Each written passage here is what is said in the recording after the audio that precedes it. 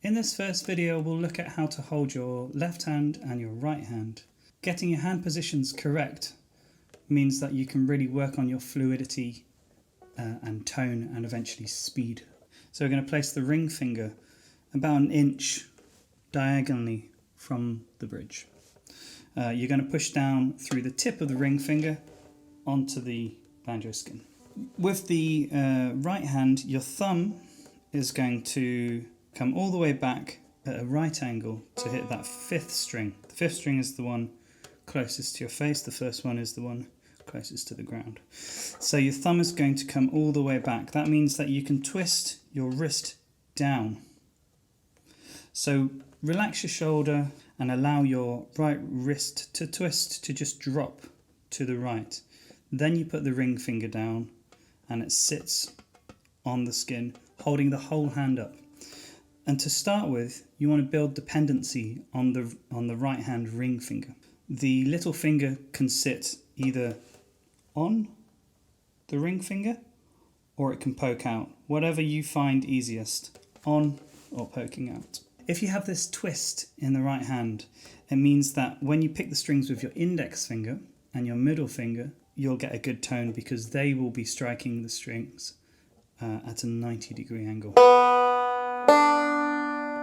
So you can see that my thumb is just sticking out like I'm hitchhiking. When you're reaching down to the first string, for example, with the thumb, you want to push the hand down like you're kneading dough. So the hand pivots on the knuckles and pushes down to reach the lower strings, keeping the ring finger really steady on the skin. So the exercise I want you to try is having your ring finger about an inch diagonally from the bridge, pushing down through it for the whole exercise. So the index and middle fingers are hovering, and if you were to touch them onto the first string, they would be flat against the string. That's because you've got the twist in that wrist. You've got the twist and your ring fingers holding your whole hand above the strings. So with your thumb, you're going to push down like you're kneading bread, push down to the second string and pick it. Your thumb pick wants to hit the string flat on, not on the side. Then we're going to go to the third string, then the fourth string, then the third string, and we're back to the beginning. So that's 2, 3, 4, 3.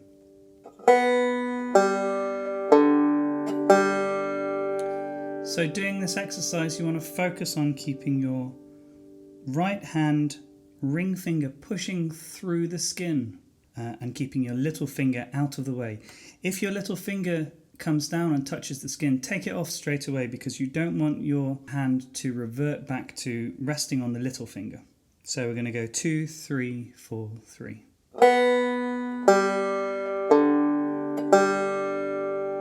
So that's the first exercise to practice. With this exercise, the point is to keep an eye on your right hand, to make sure that your ring finger is pushing on the skin and holding your hand up above the strings, that your thumb is reaching down and pointing out. So your thumb should be up near the neck. Ideally, you should have a gap between your thumb and your index finger of maybe an inch, couple of centimeters. So that's the first exercise, and you just want to practice that and focus your attention on keeping the ring finger down and keeping the twist in the wrist and keeping a bridge between where your arm touches the side of the banjo and where your ring finger touches the skin. Okay, so on the left hand, we're going to look at which fingers we're going to use for which frets. In this first song, we're going to use the index finger, the first finger, on the first fret of the second string. So just have a look up at your left hand, or if you're left-handed, your right hand, and you want to be holding the banjo neck at the top in the V of your hand, and it's just going to rest there, and you're kind of just going to grip it with your thumb and index finger. Your index finger is going to come over and push down on the second string, first fret, right on the tip of the finger. Your middle finger then is going to come down onto the 3rd string, 2nd fret. So you can see here we've got the 2nd string pressed down at the 1st fret and the 3rd string pressed down at the 2nd fret. So those are the fingers and the positions that you're going to use for this first song. On the right hand, you're just going to use your thumb. So we're going to pick out the melody with the thumb. While you're doing this, you've got to split your brain between your left hand and your right hand. You want to focus on keeping the tension through the ring finger pushing down on the skin, the thumb reaching out towards the neck, the twist in the wrist, and then holding the neck with the left hand and putting the index finger on the 2nd string 1st fret and the middle finger on the 3rd string 2nd fret. We're first going to pick the 2nd string open with the thumb on the right hand and no finger on the left hand because it's open, that's what an open string is.